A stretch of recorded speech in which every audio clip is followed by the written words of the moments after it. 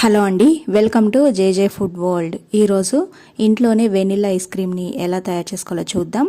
Ice cream పార్లర్లో ఎలాంటి taste ఉంటుందో అచ్చం ఇంట్లోనే అలానే తయారు చేసుకోవచ్చండి. చాలా బాగుంటుంది.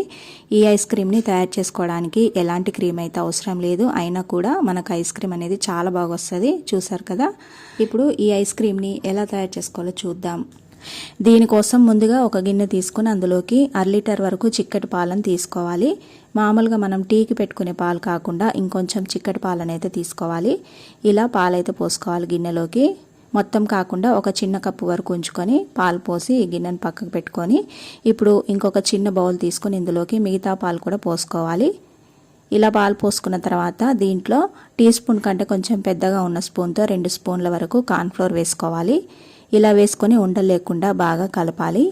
ఈ విధంగా ఉండలు లేకుండా బాగా కలుపుకున్న తర్వాత దీన్ని పక్కకు పెట్టుకొని ఇప్పుడు పాలు పోసుకున్న గిన్నెని స్టవ్ పై పెట్టి హై ఫ్లేమ్లో ఒక పొంగొచ్చే వరకు కూడా కాగబెట్టుకోవాలి. ఇలా ఒక పొంగొచ్చిన తర్వాత ఇప్పుడు స్టవ్ని లో ఫ్లేమ్లో పెట్టి దీంట్లో వచ్చే మీగడంతా పాలలోకి వేసుకుంటూ ఒక 3-4 నిమిషాల సేపు లో ఫ్లేమ్లోనే మళ్ళీ కాగబెట్టుకోవాలి. ఈ విధంగా పాలు ఇంకొంచెం చిక్కబడిన తర్వాత దీంట్లో మనం ముందుగానే కలిపెట్టుకున్న కార్న్ఫ్లోర్ని దీంట్లోకి అయితే వేసుకోవాలి. ఇది వేసుకునే ముందు ఒకసారి దీన్ని బాగా కలపాలి. ఇలా కలుపుకున్నాక ఇప్పుడు పాలలోకి వేసుకునేటప్పుడు కూడా బాగా కలుపుకుంటూ వేసుకోవాలి, లేకపోతే ఉండలు కడుతుందండి. ఈ విధంగా కలుపుకుంటూ ఉండాలి. ఇలా వేసుకున్న తర్వాత మరొక 2 నిమిషాల సేపు కలుపుకుంటూ ఉడికించుకోవాలి. ఇలా ఉడికించుకున్న తర్వాత ఇప్పుడు దీంట్లో మన తీపికి తగ్గట్టుగా షుగర్ అయితే వేసుకోవాలి. 4 నుంచి 5 స్పూన్లు అయితే వేసుకోవచ్చు. కార్న్ఫ్లోర్ వేసుకున్న స్పూన్ తోటే ఒక 5 స్పూన్ల షుగర్ అయితే వేసుకోవచ్చండి. ఇలా షుగర్ వేసుకున్న తర్వాత ఒకసారి బాగా కలిపి షుగర్ పూర్తిగా కరిగే వరకు కూడా కలుపుకుంటూ ఉడికించుకోవాలి. ఈ విధంగా అయితే చిక్కబడాలండి. చూసారు కదా. ఇలా చిక్కబడిన తర్వాత ఇప్పుడు స్టవ్ ఆఫ్ చేసుకొని దీన్ని పూర్తిగా అయితే చల్లారనివ్వాలి. ఇది పూర్తిగా చల్లారిన తర్వాత ఇప్పుడు మిక్సీ జార్ తీసుకొని ఇందులోకి ఈ మిశ్రమం అంతా కూడా వేసుకోవాలి. ఇలా మిక్సీలోకి వేసుకున్న తర్వాత దీంట్లో ఒక చిన్న కప్పు వరకు పాల మీద మీగడ వేసుకోవాలి. ఐస్ క్రీమ్ చేసుకోవాలనుకున్నప్పుడు 4-5 రోజుల ముందుగానే పాల మీద మీగడ ఒక గిన్నెలో పెట్టి డీ ఫ్రిడ్జ్లో అయితే పెట్టాలండి. మామూలు ఫ్రిడ్జ్లో పెడితే స్మెల్ వస్తుంది.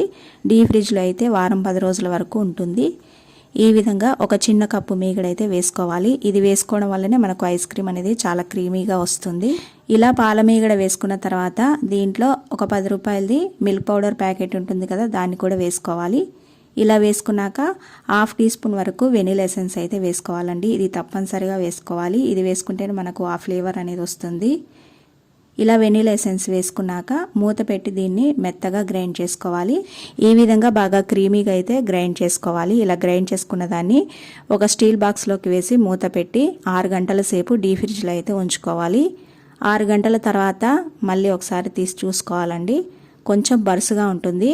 బాగా స్మూత్గా రావాలంటే మరొకసారి గ్రైండ్ చేసుకోవాలి.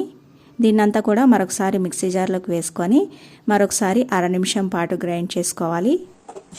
ఈ విధంగా గ్రైండ్ చేసుకున్న తర్వాత మరొకసారి దీన్ని స్టీల్ బాక్స్లోకి వేసి మూత పెట్టి 6 గంటల సేపు డీ ఫ్రిడ్జ్లో అయితే ఉంచుకోవాలండి. ఇప్పుడు మళ్ళీ 6 గంటల తర్వాత తీసి చూసుకుందాం. చూసారు కదా. ఐస్ క్రీమ్ అనేది చాలా క్రీమీగా చాలా బాగా వచ్చిందండి. అచ్చం ఐస్ క్రీమ్ పార్లర్లో ఎలా ఉంటుందో టేస్ట్ కూడా అలానే ఉంటుందండి. తప్పకుండా మీరు ఇంట్లో కూడా ఒకసారి ట్రై చేసి చూడండి. ఈ రెసిపీ మీకు నచ్చితే లైక్ చేసి షేర్ చేయండి. అలాగే నా ఛానల్ను సబ్స్క్రైబ్ చేసుకోండి. Thanks for watching.